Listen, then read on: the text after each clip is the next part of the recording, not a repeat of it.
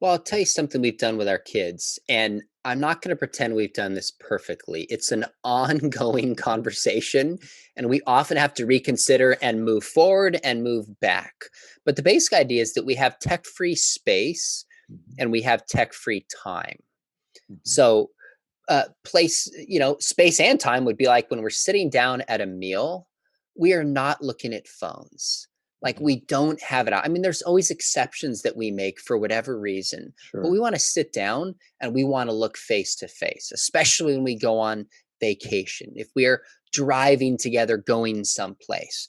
So we try to create tech free space and we try to have tech free time.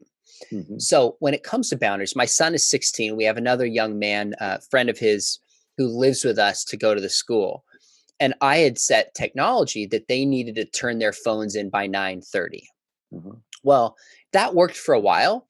But the reason I did is because during the summer, they're trying to stay up till midnight and 1 and have their phones. And some things broke down during the quarantine. I'm not going to lie that we had to go back and revisit all this stuff. I'm like, this is crazy. You've got to get sleep. So I pushed it back to 9:30. And then they started going to bed at like 8:30 and 9 anyways. So I just went back and we revisited that because they were actually sleeping. They were getting up early for Mm, practice.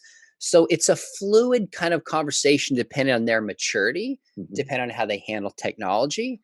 That's one thing. The other thing I really learned from my parents is I wrote a whole blog on this. I didn't give my son a phone until he was 14 and a half. mhm, And there's nothing magical about 14 and a half.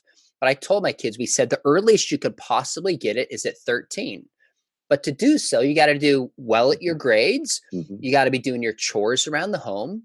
And we just have to feel like we can trust you. mm. And my son wasn't there until he was 14 and a half. And there are a few Sure. times we took it back, gave it to him. It's an ongoing process. But the principal my dad taught me, he said, son, you don't get to drive a car when you turn 16. That's the youngest. You Uh-huh. get to drive a car when we think you can handle a Mhm, car maturely. uh-huh. And that's exactly our standard with a phone. Be the parent. You don't have to give your kid a phone. Yeah. I'm amazed, even in a Christian school, how many of my friends' daughters have phones at 10. Yeah. My daughter's friends have phones at 9, 10, 11 years old. That's a disservice to this generation.